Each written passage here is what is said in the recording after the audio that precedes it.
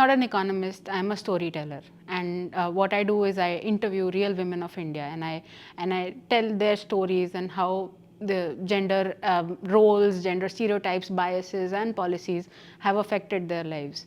And one thing that one essential conclusion that I've come to is that the line between the personal and professional space is very, very blurred.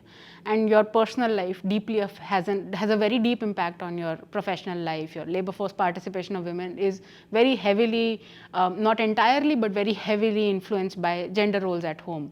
And one of the biggest changes in a woman's life comes when she becomes a mother.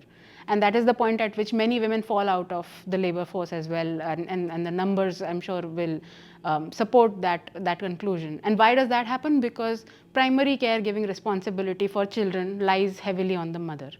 And this responsibility, I would argue, is not as natural as it is humanly made or constructed.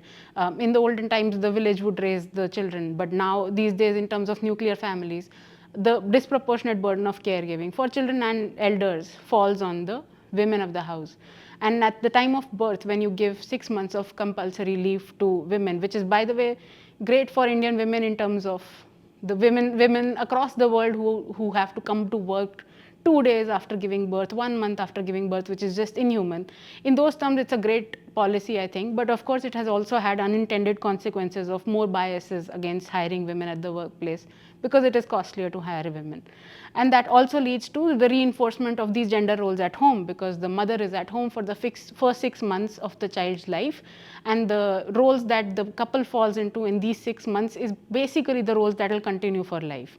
And as women fall into this lifelong role of being the primary caregiver for children, they'll fall out of the workplace participation. So according to me, a huge reform that's needed is compulsory and equal paternity leave for men.